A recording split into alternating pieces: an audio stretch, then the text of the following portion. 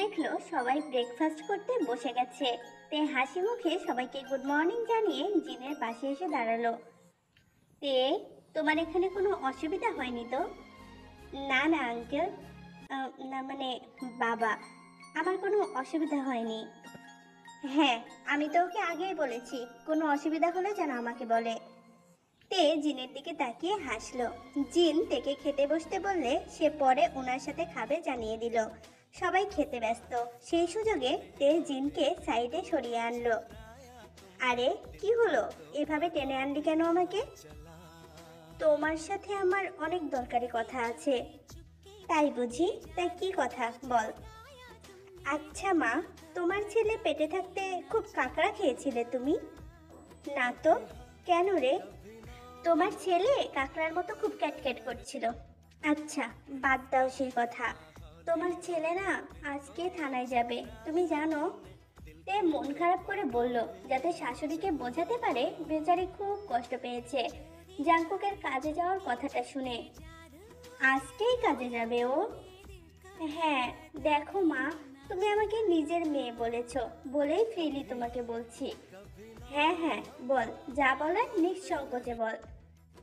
দেখো, আমাদের তো বিয়ের আগে সেভাবে পরিচিত হওয়ার সময় পাইনি, তাই ভেবেছিলাম বিয়ের পরে হয়তো সময় পাবো। কিন্তু তোমার ছেলে মনে হয় এই বিয়েতে মত ছিল না, তোমার জন্যই বাধ্য হয়ে করেছেন বিয়েটা। তাই তো বিয়ের পরের দিনই আমার থেকে পালিয়ে পালিয়ে থাকতে চাইছে। তে নাক টেনে টেনে বলল কথাগুলো। জিন বৌমার দিকে আহত দৃষ্টিতে তাকিয়ে আছে। কষ্ট পাস না তে, আমি আছি তো নাকি? দাঁড়া, ওর থানায় যাওয়া আমি বের করছি, আয় আমার সাথে। বৌমার হাত ধরে ডাইনিং টেবিলের কাছে ফিরে এলো জিন। জাঙ্কুক, শুনলাম তুই নাকি আজকে থেকে থানায় জয়েন করছিস? হ্যাঁ মা, আমাদের প্রফেশনে বেশি ছুটি নেওয়া যায় না, সেটা তো জানো। তাছাড়া বিয়ের জন্য 4 দিন ছুটি নিয়েছিলাম, সেটা শেষ হয়ে গেছে, এবার জয়েন করতে হবে। না, হবে না। তুই 1 সপ্তাহ এর সাথে সময় কাটাবি। থানায় ফোন করে জানিয়ে দে তুই এখন যাবি না। এটা কেমন কথা মা? আমি এটা করতে পারবো না, আমাকে যেতে হবে। থাক না মা, ও যখন চাইছে না থাকতে। তুই চুপ কর জাঙ্কুক, আমি এক কথা বারবার বলবো না, যেটা বললাম সেটাই করো। আহ জিন, ওর দিকটা বোঝার চেষ্টা করো। চেষ্টা করছি না বোঝার। আর কিছু বলবে? আরএমকে প্রশ্নটা করলেও উত্তরটা শোনার জন্য অপেক্ষা করলো না জিন। তের হাত ধরে টেনে রান্নাঘরে ঢুকে গেল। মায়ের এই ছেলে মানুষগুলো খুব বিরক্ত লাগে আমার বাবা। তোর মা যখন চাইছে আজকের দিনটা বৌমার সাথে থাক, কালকে থেকে জয়েন করিস। মা কি বললো শুনলে না? 1 সপ্তাহ যেতে পারবো না আমি। তুই আজকের দিনটা তো থাক, আমি তোর মাকে বুঝিয়ে ম্যানেজ করে নেব। তুমি কত সুন্দর ম্যানেজ করতে পারো আমার জানা আছে বাবা। জাঙ্কুক খাওয়া শেষ করে উঠে ঘরে চলে গেল। দরজার আড়াল থেকে শাশুড়ি বৌমা ওনাদের সব কথা শুনেছে। জাঙ্কুক উঠে চলে যাওয়ার পর তে আর জিন একে অপরের দিকে তাকিয়ে যুদ্ধ জয়ের হাসি দিল। তে ব্রেকফাস্ট করে গুনগুন করতে করতে ঘরে ঢুকলো। মাকে দিয়ে এসব করানোর কি খুব দরকার ছিল? জাঙ্কুকের কথা বুঝতে পারেনি এমন ভান করে তে বলল, আমি আমি আবার কি করলাম? জাঙ্কুক তের সামনে এসে দাঁড়ালো। আমাকে আজকে বাড়িতে আটকানোর প্ল্যানটা কার, সেটা বোঝার মতো বুদ্ধি আমার আছে মিসেস জিওন। আপনার বুদ্ধির পরীক্ষা নেইনি আমি, সরুন তো আমার সামনে থেকে। তে পাশ কাটিয়ে চলে যেতে গেলে জাঙ্কুক ওর হাত ধরে নিজের সামনে দাঁড় করালো। আমার সামনে একদম স্মার্ট সাজার চেষ্টা করবা না। হ্যাঁ, আমি জন্ম থেকেই স্মার্ট, নতুন করে সাজার কিচ্ছু নেই।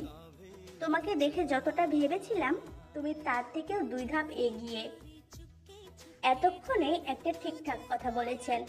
আমি যে কি সেটা ধীরে ধীরে বুঝতে পারবেন, তাই ভালো কথা বলছি, আমার সাথে বেশি তেড়িবেড়ি করতে আসবেন না।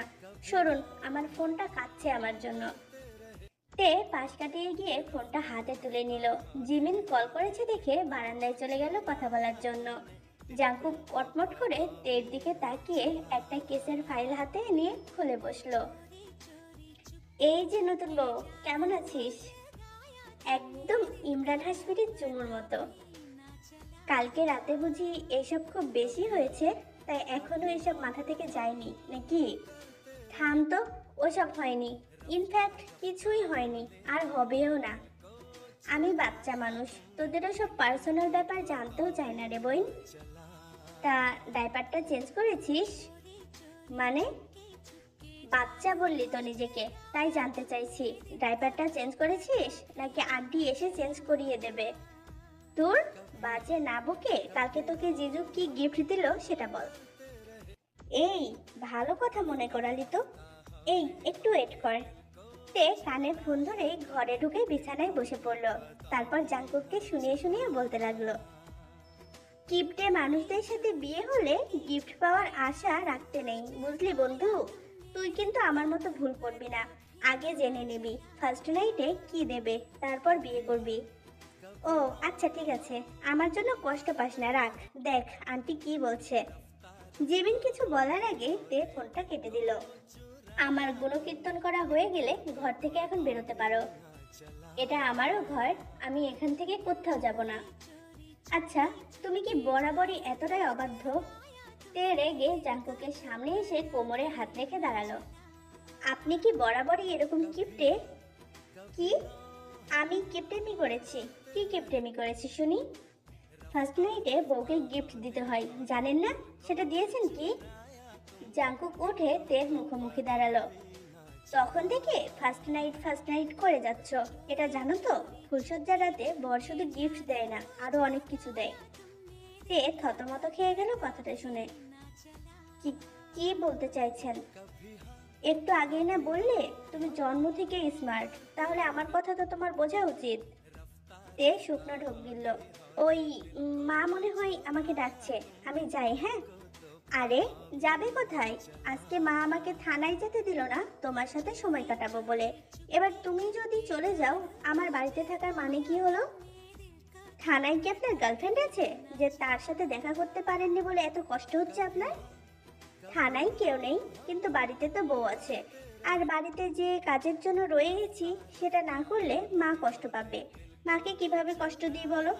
তাই আজকে আমরা দুজনেই এই ঘর থেকেই বেরোবো না, বুঝলে? দেখুন। হ্যাঁ, দেখবো বলেই তো আজকে থাকলাম বাড়িতে। আপনি তো খুব মানে লুজ ক্যারেক্টারের ছেলে। যাক, বুঝেছো তাহলে। আমি কিন্তু মাকে বলে দেব। ও, তা কি বলবে মাকে শুনি? তে নিজের কথাতে নিজেই ফেঁসে গেল। চুপ করে গেলে কেন, বলো কি বলবে? জানি না, এখান থেকে যান আপনি। ঠিক সেই সময় জাংকুকের ফোনটা বেজে উঠল। থানা থেকে ফোন আসায় জাংকুক ফোনটা রিসিভ করে বাইরে চলে যেতেই তে হাত ছেড়ে বাঁচল। এটা কি হলো? এই ছেলেকে জব্দ করতে গিয়ে আমি নিজেই ফেঁসে যাচ্ছি। হাই আল্লাহ, আমার কি হবে এবার? একে জব্দ করার পথ দেখাও আমাকে। জাংকুক চলে যাওয়ার পর তেও ঘর থেকে পালিয়ে গিয়েছিল। জাংকুকের হাবভাব দেখে তে আর ঘরে আসেনি। দুপুর পর্যন্ত শাশুড়ির সাথে রান্নাঘরে সময় কাটিয়েছে। শেষে জিন যখন জোর করে ওকে রান্নাঘর থেকে তাড়ালেন, তখন বাধ্য হয়ে নিজের ঘরে ঢুকলো। ঘরে ঢুকে জাংকুককে না দেখে মনে মনে স্বস্তির নিঃশ্বাস ফেললো। বিছানায় বসতে গিয়ে তের নজর ড্রেসিং টেবিলের উপরে পড়তেই সেদিকে এগিয়ে গিয়ে অবাক হয়েছে। ড্রেসিং টেবিলের সামনে একটি জুয়েলারি বক্স রাখা আছে, সাথে একটা চিরকুটও লাগানো আছে বক্সে। তে চিরকুটটা খুলে দেখলো, তাতে লেখা আছে, আমি এতটাও গিফট নই মিসেস জিওন। স্ত্রীকে গিফট দেওয়ার মতো সামর্থ্য আমার আছে। চিরকুটটি পরে তের ঠোঁটে হাসি ফুটলো। তারপর বক্সটা খুলে ভেতর থেকে একটা সোনার চেন বের করলো, যার মধ্যে টি নামের লকেট ঝুলছে। তে মুচকি হেসে চেনটা গলায় পরে পিছনে ফিরতেই জাংকুককে দাঁড়িয়ে থাকতে দেখে একটু চমকে উঠেছে। ও মাগো, এরকম ভূতের মতো কেউ দাঁড়ায়? আর একটু হলেই তো আমার প্রাণ ভোমরাটা ফুরুত হয়ে যাচ্ছিল। এরকম ভয় পাওয়ার কি আছে? তুমি থাকতে এই ঘরে কেন, এই এলাকাতেও ভূত ঢোকার সাহস পাবে না। তে চোখ ছোট ছোট করে জাংকুকের দিকে তাকাই। কি বলতে চাইছেন আপনি? তুমি তো জন্ম থেকে স্মার্ট, এইটুকু কথা তো তোমার বুঝে যাওয়ার কথা ছিল। খুব বাড়াবাড়ি করছেন কিন্তু আপনি। যা বাবা, এখনো তো হাতটা পর্যন্ত ধরলাম না, তাতেই বাড়াবাড়ি করে ফেললাম। ধুর, আপনার সাথে কথা বলাই বেকার। তে জাংকুককে পাশ কাটিয়ে চলে যেতে গেলে জাংকুক ওর হাত ধরে নিজের কাছে টেনে নিল। আরে হাতটা ছাড়ুন। যদি না ছাড়ি কামড়ে দেব কিন্তু। দেখেছো, আমি ঠিকই বলেছিলাম তোমাকে, এক্কেবারে রাক্ষসী তুমি। উল্টাপাল্টা বলবেন না, সত্যিকারে গলা টিপে দেব কিন্তু। তে এক হাত জাংকুকের গলার কাছে নিয়ে কথাটা বলল। ও, বুঝলাম। কি বুঝলেন? উল্টাপাল্টা বলা তুমি পছন্দ করো না, উল্টাপাল্টা কাজ করা তোমার পছন্দের। জাংকুক তের মুখের কাছে এসে কথাটা বলতে তে পেছনের দিকে হেলে গেল। আপনাকে দেখে খুব ভদ্র ভেবেছিলাম, এখন দেখছি আপনি খুবই অসভ্য। ইস, তুমি তো খুব নটি। হ্যাঁ, আমি নটি? তা নয়তো কি? আমি যতই নিজেকে সামলে রাখছি, তুমি এসব বলে আমাকে উস্কানি দিচ্ছ যাতে তোমার সাথে কিছু করি। ওই যে কি যেন বলে, হ্যাঁ, সিডিউস করছো। কি? আমি সিডিউস আপনাকে? বুঝতে পারছো না? ওকে, নো প্রবলেম, আমি হাতে কলমে বুঝিয়ে দিচ্ছি। জাংকুক তের কোমরে হাত রাখতেই তেল লাফিয়ে উঠে দৌড়ে পালিয়ে গেল বারান্দায়। ওখানে গিয়ে তাড়াতাড়ি দরজাটা লাগিয়ে দিল যাতে জাংকুক আসতে না পারে। হাইলা, এই ছেলে তো মোটেও সুবিধার না। ও আল্লাহ, মানলাম মায়ের পকেট থেকে অনেক টাকা চুরি করে খেয়েছি, তাই বলে আমাকে এইভাবে ফাঁসাবে? আর কিচ্ছু করব না, আমাকে এই দুষ্ট পুলিশের হাত থেকে বাঁচাও প্লিজ। আরে, কি হলো? এখনো তো বোঝানো শুরুই করলাম না, তার আগেই পালিয়ে গেলে কেন? দরজার কাছে এসে জাংকুক গলা ফাটিয়ে চিৎকার করছে। আমার কিছু বুঝে লাভ নেই, আপনি একা একাই বুঝেন। তাই বললে হয় নাকি? তুমি আমার একমাত্র বউ, তোমাকে বোঝানো আমার কর্তব্য। তোর কর্তব্যের পেটে লাথি। কিছু বললে? কিছু না। আচ্ছা শুনুন না, বলছি কি, এখনো তো সময় আছে, আপনি বরং থানায় চলে যান। এভাবে কাজ ফেলে বাড়িতে বসে থাকা সত্যি উচিত না আপনার। হ্যাঁ হ্যাঁ, খুব উচিত হচ্ছে। ইনফ্যাক্ট আমি ভাবছি মায়ের কথা মতো 1 সপ্তাহই বাড়িতে থাকবো। না! জাংকুকের কথা শুনে তে আঁতকে উঠল। তের ভ্যাবাচাকা মুখটা মনে করতেই জাংকুকের খুব হাসি পাচ্ছে। আরে আরে, কি হলো? সত্যি সত্যি ভূত দেখলে নাকি?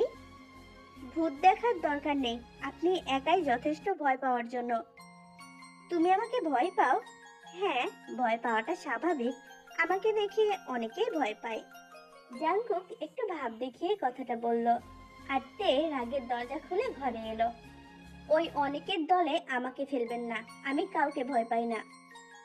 জাংকুক তের দিকে এগিয়ে এসে বলে, সত্যি? দূরে থাকুন, আমি কালা না, ওকে? যা বলার দূর থেকে বলুন, আমি শুনতে পাচ্ছি। হ্যাঁ, গিফটটা পছন্দ হয়েছে? হ্যাঁ, ওই হয়েছে আর কি। তে এমন ভাবে বলল মনে হলো চাপে পড়ে পছন্দ করেছে। ড্রামা কুইন একটা। কি বললেন আপনি?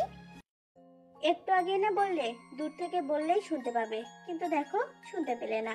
আচ্ছা দাঁড়াও, আমি কাছে গিয়ে বলছি। এই না! তে খাটের এক পাশে গিয়ে দাঁড়িয়ে পড়ল। আরে, পালিয়ে গেলে কেন? শুনবে না? না, আমার শোনার দরকার নেই। জাংকুক কিছু বলতে যাবে তখন আবারও ওর ফোনটা বেজে উঠলো। থানা থেকে ওর এক কলিগ ফোন করেছে, তাই তাড়াতাড়ি ফোনটা রিসিভ করে কথা বলতে শুরু করলো। জাংকুককে কথা বলতে দেখে তের মাথায় দুষ্টু বুদ্ধির পোকাগুলো নাড়া দিয়ে উঠলো। ধীর পায়ে জাংকুকের কাছে এগিয়ে গিয়ে বলল, কি হলো সোনা? এভাবে আমাকে একা রেখে চলে আসলে কেন? আমাদের স্পেশাল মুহূর্তটাকে নষ্ট করতে কে ফোন করলো গো? বলি, তার কি কাণ্ডজ্ঞান নেই? নতুন বিবাহিত দম্পতিকে হঠাৎ কে ফোন করে শুনি? জাংকুক চমকে উঠে তাড়াতাড়ি তের মুখটা চেপে ধরলো। তে মুখ থেকে হাত সরানোর জন্য ছটফট করলেও জাংকুকের শক্তির কাছে পেরে উঠল না। সাকিব, প্লিজ কিছু মাইন্ড করো না, তোমার ভাবি খুব মজা করতে ভালোবাসে। আরে না না, কিছু মাইন্ড করিনি, আসলে খুব দরকার ছিল কথাগুলো বলা, তাই ফোন করতে বাধ্য হয়েছি। আরে সেরকম কোনো ব্যাপার না, তুমি যখন ইচ্ছে ফোন করতে পারো। না না, ভাবি তো ঠিকই বলেছে, তোমাদের নতুন বিয়ে হয়েছে, এই সময় তোমাদের বিরক্ত করা মোটেও ঠিক না। যাই হোক, আমার হয়ে ভাবিকে সরি বলে দিও। আর হ্যাঁ, এনজয় ইওর মোমেন্ট। সাকিব হাসতে হাসতে ফোনটা রেখে দিল। জাঙ্কুক ফোনটা পকেটে রেখে তের দিকে রাগি চোখে তাকালো। এটা কি হলো? ওর সামনে এসব বললে কেন তুমি? তে ওর মুখের উপর চেপে রাখা জাঙ্কুকের হাতে কামড় দিতেই জাঙ্কুক হাতটা সরিয়ে নিল। বেশ করেছি বলেছি।